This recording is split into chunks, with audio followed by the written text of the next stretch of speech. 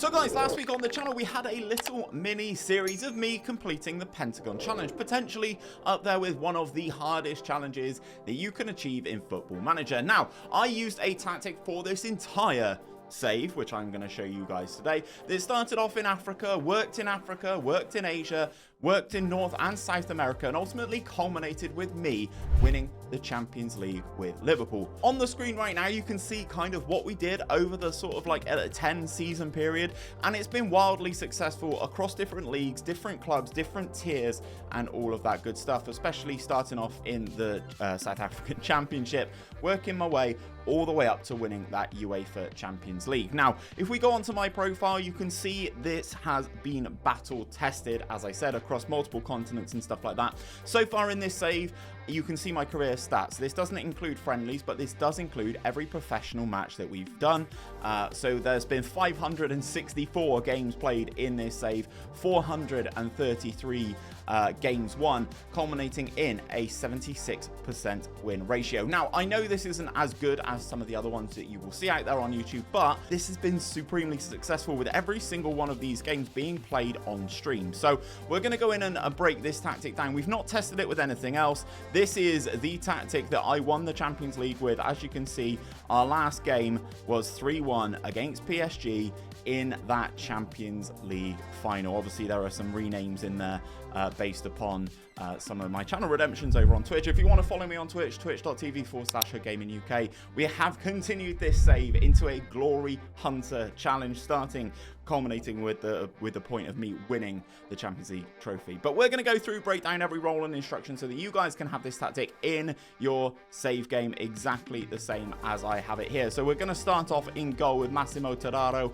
He is just a sweeper keeper, guys, on defensive duty. Moving into the right back spot, we have Ollie, one of our subscribers over on Twitch. He is a wing back on support with the additional instructions of cross more often, cross aim center, shoot less often, stay wider, and tackle harder. The left back Nunes also has the exact same instruction set.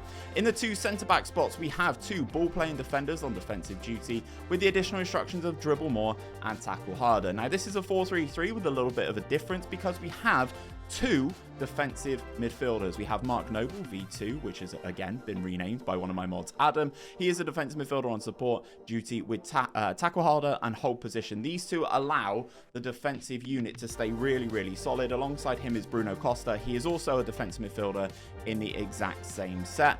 In front of them is the midfielder that is allowed to be creative, the sole survivor from the initial Liverpool first team. I know you can see Ben Doak is still there, but he is Dominic Szoboszlai. He's an advanced playmaker on attack duty, get further forward and tackle harder on him. So when we're in possession, he kind of acts and turns this into a solid 4-2-3-1. Into the wide positions, we have, of course, Ben Doak on the right-hand side and the renamed Theo by my moderator, Balin, as named after one of his children. We have Ben Doak and Theo. They have the same instruction set on both sides. Inside forwards, on attack duty, shoot less often, sit narrower, tackle harder, and mark tighter. Then up front, we have the most expensive man in world football, it seems, because he's on 625k here, and I really want to get rid of him. He's an advanced forward on attack duty, more direct passes on him, tackle harder, and mark tighter. Now, the tactical style, guys, this is a completely custom one by me. I started off with Gegenpress, so that is where I would suggest that you guys start off, but if you follow the rest of the instructions from the tactical style, you will have exactly the same. If we go on the mentality, it's an attacking mentality. I like to be on the front foot. I like to play on the front foot.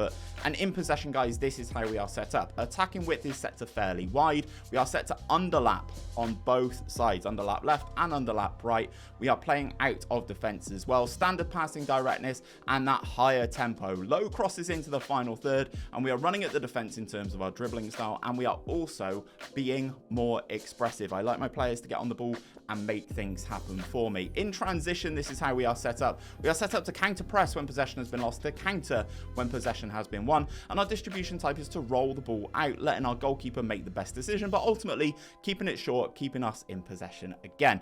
And out of possession, this is how we are set up, guys. A high press with that line of engagement, a much higher defensive line, triggering that press much more often and preventing that short goalkeeper distribution. This is the coup de grace. This is what I've called this, my culminating tactic for FM24. If you want to get it, there will be a link to the download on my Patreon. It will be a free post on my Patreon. Go over there, check it out.